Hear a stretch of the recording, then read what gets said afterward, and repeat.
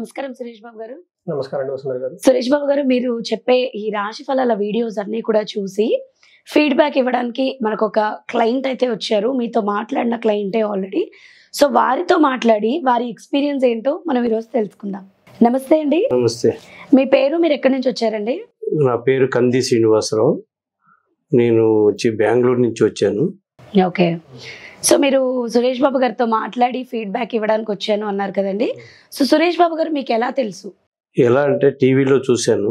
నాకు శ్రవణ నక్షత్రం మీద, మకర రాశి శ్రవణ నక్షత్రం మీద ఆయన చెప్పినవన్నీ కరెక్ట్ అనిపించింది. మీ రాశి మకర రాశి. మకర రాశి శ్రవణ నక్షత్రము. అది శ్రవణ నక్షత్రం గురించి చెప్పినప్పుడు అన్నీ సేమ్ నాకు ఎలా జరిగిందో జీవితంలో. ఇప్పుడు 80 years అండి. అది మొత్తం ఆయన చెప్పిందన్నీ కరెక్ట్ అనిపించింది. కరెక్ట్ అనిపించి సార్ది ఇది తీసుకొని కన్సల్ట్ తీసుకొని వచ్చాను. నేను టైం ఇచ్చారు నాకు, ఆ టైంకి వచ్చాను. వచ్చి సార్ని కలిసి చెప్పాను ఇలా జరిగింది. అంటే ఆయన జరిగింది చెప్పడానికి నాకు సంతోషం వేసింది. ఎలాగైనా కలవాలి అని ఒక ఆతృత, అందరిని కలిశాను. సో, వారిని కలిసిన తర్వాత వారు మిమ్మల్ని ఎలా రిసీవ్ చేసుకున్నారు? అంటే మీతో ఏమేమి మాట్లాడారు? మీకు ఎంత టైం కేటాయించారు? వాళ్ళు కలిసిన తర్వాత నేను చెప్పాను. ఆయన అడిగారు ఎందుకు వచ్చారు ఏమంటే, ఇలాగ నా టీవీలో చూశాను, మీరు చెప్పిందంతా కరెక్ట్ అయింది, అందుకని మిమ్మల్ని కలవాలనుకొని ఫోన్ చేశాను. లక్కీగా నాకు దొరికింది. వచ్చి మాట్లాడాను. అది ఆయనతో మాట్లాడాను. మళ్ళా కొన్ని విషయాలు జాతకం తీసుకొస్తే అప్పుడు మళ్ళా కొన్ని విషయాలు చెప్పారు. రెండోసారి మళ్ళీ వచ్చారు. రెండోసారి అదే రోజే జాతకం చెప్పారు. జాతకం కూడా చూసి కరెక్ట్ చెప్పారు. అన్నీ జరిగినవే కాబట్టి ఒకటి కూడా ఏది కూడా ఇది కాలే. నాకు చాలా ఆశ్చర్యం వేసింది అది చూసి. ఇంత కరెక్ట్గా ఎట్లా చెప్పగలుగుతున్నారని అడిగాను. ఇప్పుడు మీకు 80 ఏళ్ళు అని చెప్తున్నారు కదండి. సో, ఇప్పటివరకు మీరు బయట వేరే దగ్గర కూడా జాతకం చెప్పించుకునే ఉంటారు ఈ 80 ఏళ్లలో. అంటే మా ఫాదర్ అస్ట్రాలజర్. సో, ఫాదర్ ఏమేమి జరుగుతుందని చెప్పాడు. కొన్ని కరెక్ట్ చెప్పాడు. ఆయన మొత్తం జాతకం మొత్తం చెప్పాడు. అదే ఈ 80 ఏళ్లలో మీరు ఎవరో వేరే వాళ్ళ దగ్గర చూపించుకుంటారు కదా. సో, వాళ్ళకి సురేష్ బాబు గారికి డిఫరెన్స్ ఏంటంటారు? డిఫరెంట్ అంటే ఇప్పుడు ఇది జరిగినట్టు ఉన్నది చెప్పినారు. వాళ్ళు కొన్ని జరగనివి కూడా కొన్ని కలిపి చెప్పారు. కొన్ని 90% వాళ్ళది ఇది తప్పు ఉండింది. ఈయన చెప్పింది మాత్రం 100%, 100% కరెక్ట్ ఉంది. అందువలన ఆయన కలవాలి, ఎట్లా అయినా చెప్పాలి సార్కి మీరు చెప్పింది కరెక్ట్ అని. ఎలా చెప్పగలము? టీవీలో చూసాం, టీవీలో చెప్పలేం కదా. నువ్వు ఫోన్ నంబర్ తీసుకొని మళ్ళీ ఇక్కడ వచ్చి కలిసి చెప్పాను. ఇంకా వేరే ఎవరివైనా మీరు చెప్పించుకున్నారా సురేష్ బాబు గారి దగ్గర? మీ ఇంట్లో వాళ్ళ లేదు, ఇంకెవరిది చెప్పించుకోవాలి. అంత లోపలే నేను బెంగళూరు వెళ్ళిపోవాల్సి వచ్చింది. లేకుంటే కొంతమంది చెప్పించుకుందాం అనుకున్నా కానీ వెళ్ళిపోయినా. మళ్ళీ రావాలంటే కష్టం, ఏజ్ కదా, ఏజ్ ఫ్యాక్టర్. అందుకని ఫ్లైట్. సో, జనరల్ గా ఆస్ట్రాలజర్స్ అందరూ కూడా రాగానే నెగటివ్స్ అన్ని ముందు చెప్పేస్తారు. చెప్పి మీరు ఇవి చేసుకోండి అవి చేసుకోండి. అట్లా ఏం చెప్పలేదు. సురేష్ బాబు గారు ఎలా చెప్పారు? అలా ఏం చెప్పలేదు నాకు. ఇవి ఆయన రెమెడీస్ ఏమి ఉండదు. మామూలుగా మీరు ఇలా జరిగింది, మీకు ఈ విధంగా ఉంటుంది, ఫ్యూచర్ కూడా బాగుంటుంది అని చెప్పారు. మొత్తము కరెక్ట్గా చెప్పుకుంటూ వచ్చారు. ఇప్పుడు నేను చెప్పించుకుని కూడా 1 year అయ్యింది. ఇప్పుడు కూడా అదే జరుగుతోంది మంచిగా. ఓకే. ఆయన చెప్పినవి జరుగుతున్నాయి కొన్ని. అందుకని ఇంకా. సో, మీకు ఎలా అనిపించింది అంటే నిజంగా మీ నిజ జీవితంలో జరిగినవన్నీ కూడా జస్ట్ మీరు ఒక చిన్న డేట్ ఆఫ్ బర్త్ ఇవ్వడం వల్ల సురేష్ బాబు గారు మొత్తం మీకు ఎక్స్ప్లెయిన్ చేశారు. అవును. మీకు ఎలా అనిపించింది?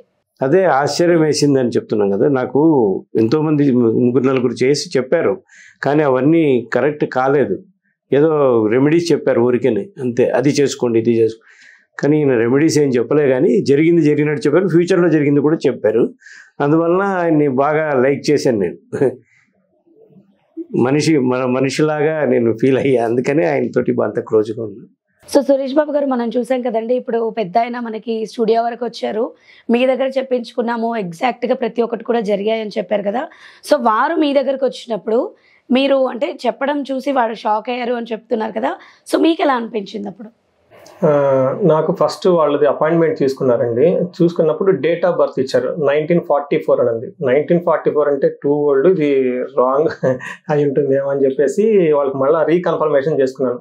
జనరల్గా 1984 లేదంటే 1994, ఇంకా మరీ కొంచెం వాళ్ళకి 74 వాళ్ళు ఎక్కువ ఈ ఏజ్ వాళ్ళు వస్తారనమాట. 35, 40 అంటే 55 ఉన్న వాళ్ళు ఎక్కువ నాకు ఏజ్ బ్రాకెట్లు ఎక్కువ ఉన్నారు. వీళ్ళు ఒకేసారి 44 అంటే 80+ years వస్తుంది, ఇది రాంగ్ ఏమని తీసుకున్నారేమో మా అడ్మిన్ స్టాఫ్ అని చెప్పేసి వాళ్ళు రీకన్ఫర్మేషన్ తీసుకున్నారు. తీసుకోమంటే వాళ్ళు మళ్ళీ రీకన్ఫర్మేషన్ తీసుకున్నారు. వాళ్ళ ఏజ్ 80 అంటే నేను మాట్లాడాను ఫోన్లో కూడా, వాళ్ళ వాయిస్ కూడా అలానే ఉందని చెప్పారు.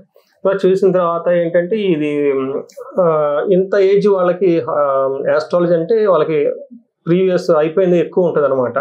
వాళ్ళకి చెప్పడం ఏంటంటే రియల్ టైంలో మనకి వెంటనే ఫీడ్బ్యాక్ వస్తుంది. సపోజ్ మ్యారేజ్ ఎప్పుడండి, పిల్లలు ఎంతమంది ఉన్నారు, లేదంటే వాళ్ళ లైఫ్ ఓవరాల్గా ఎలా ఎక్స్పీరియన్స్ ఉంది, వాళ్ళకి ఏమేమి యోగాలు ఉన్నాయి, అవన్నీ ఎంతవరకు వచ్చింది అనేది. ఇన్ కేసు మనం ఎక్కడైనా కనుక ఎనాలిసిస్ కరెక్ట్గా చేయకపోయి ఉంటే, అంటే శాస్త్రం పర్ఫెక్ట్గా ఉంటుంది, బట్ మనం ఎనాలిసిస్ కరెక్ట్గా చేయలేకపోతే గ్యాప్ వచ్చేస్తుంది. ఆ గ్యాప్ రాకూడదు అనమాట. అందుకని ఏదైనా గ్యాప్ వస్తే వెంటనే ఫీడ్బ్యాక్ కూడా వచ్చేస్తుంది, కాదండి మీరు నాకు ఇలా జరగలేదని. సో ఆ విషయంలో ఒక యాసిడ్ టెస్ట్ అనమాట.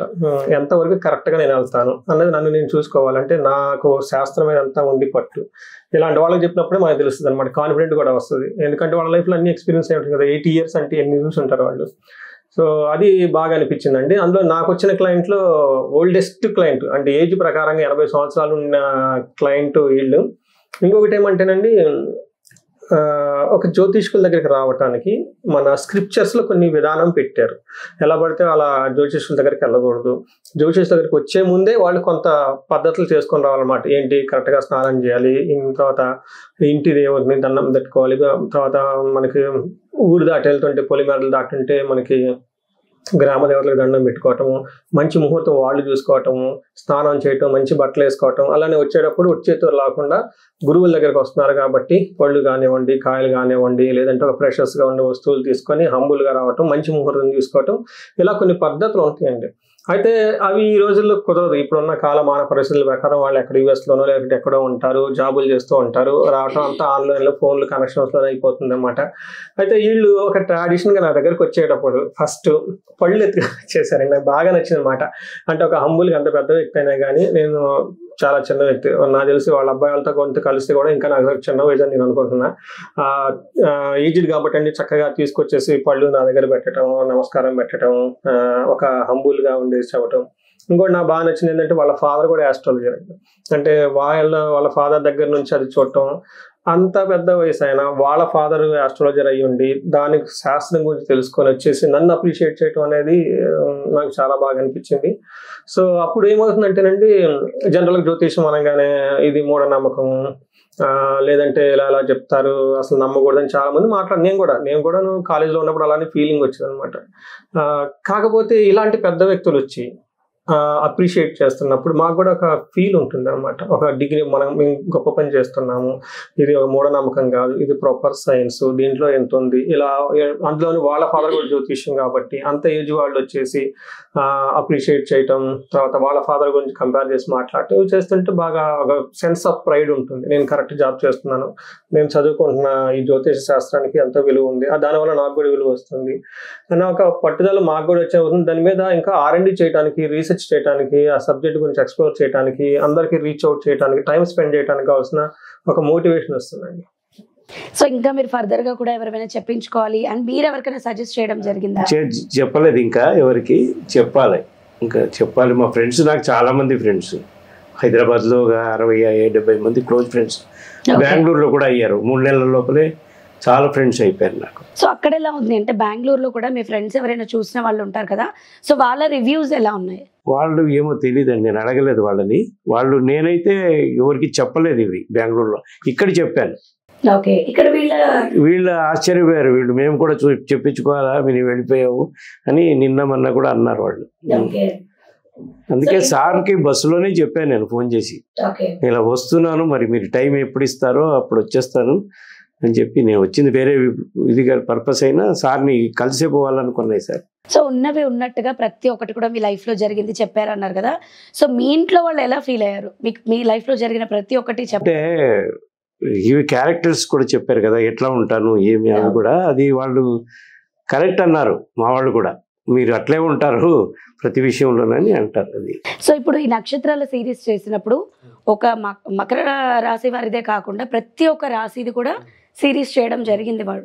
సో మీ ఇంట్లో వాళ్ళది మీది కాకుండా వేరే వాళ్ళది కూడా చూసుకున్నట్లయితే వాళ్ళది కూడా కరెక్ట్, వాళ్ళది కూడా మా మిస్సెస్ది కరెక్ట్ ఉన్నది. మా అమ్మాయి మకర రాశే, శ్రవణ నక్షత్రమే. మా అబ్బాయి మకర రాశే, ఆయన వేరే ఉత్తరాషాఢ నక్షత్రం. ఇవన్నీ కూడా కరెక్టే ఉన్నాయి. ఆయన చెప్పినవి రాశి ఫలాలు దీంట్లో చెప్తారు కదా టీవీలో, కరెక్టే ఉన్నాయి ఆల్మోస్ట్. సో ఒక మకర రాశియే కాకుండా మిగతా మీ అన్నదమ్ముళ్ళు అక్కజల్లు ఫ్రెండ్స్ ఎవరివో వేరే రాశివి కూడా ఎంతవరకు కరెక్ట్ గా ఉన్నట్టు ఏవో అనిపించింది? కొన్ని చూశాను నేను, ఎక్కువ చూడలేదు, కానీ అవన్నీ కొద్దిగా దగ్గరగానే ఉన్నాయి అన్ని. ఓకే, సో ఇప్పుడు కూడా ఇంకా ఫాలో అవుతున్నారా? ఇంకా ఫాలో అవుతున్నాను, చూస్తూనే ఉంటా. ఓకే, సో మన ఛానల్లో డైలీ ఇప్పుడు ఇంకా న్యూ ఇయర్ కి సంబంధించినవి కూడా అన్ని వస్తూ ఉన్నాయి. 2025 కూడా శ్రవణ నక్షత్రం చేసి చెప్పారు, చూశాను. అవునా? ఓకే, సో ఇప్పుడు ఎలా అనిపించింది? అంటే 2025ది ఇంకా 25 రాకముందే మనం చెప్పేశాం. చెప్పారు, ఇంకా తెలియదు కదా, చూడాలి. కానీ నాకు నమ్మకం ఉంది, ఓకే, ఎందుకంటే ఫ్యూచర్ది అంత ముందు పాస్ట్ది అంత ఈజీగా ఉన్నప్పుడు ఫ్యూచర్ది కూడా అలా జరుగుతుంది కదా. అప్పుడు కూడా ఫ్యూచర్ది చెప్పారు కదా, అవును. అందువల్ల బాగుంది. సో ఇలా చెప్పడం వల్ల మీకు కూడా అడ్వాంటేజే కదా, అంటే 25 లో ఏం జరుగుతుందో మనం ఇప్పుడే అందుకే తెలుసుకోవడం కదండి వల్ల. వచ్చింది. అదేలేండి. అది అంత అడ్వాంటేజ్ ఉంది కాబట్టి వచ్చాను. మీకు బాగుంటుంది, మీకు అంతా ఫ్యూచర్లో కూడా చాలా బాగుంటుంది అన్నీ చెప్పారు ఆయన. ఓకే అండి, సో మీ ఎక్స్పీరియన్స్ని షేర్ చేసుకోవడం కోసం, మీ ఫీడ్బ్యాక్ని చెప్పడం కోసం మీరు అంత దూరం నుంచి వచ్చినందుకు, ఈ వయసులో కూడా మీ ఫీడ్బ్యాక్ని మాకు అందించినందుకు థ్యాంక్ యూ సో మచ్.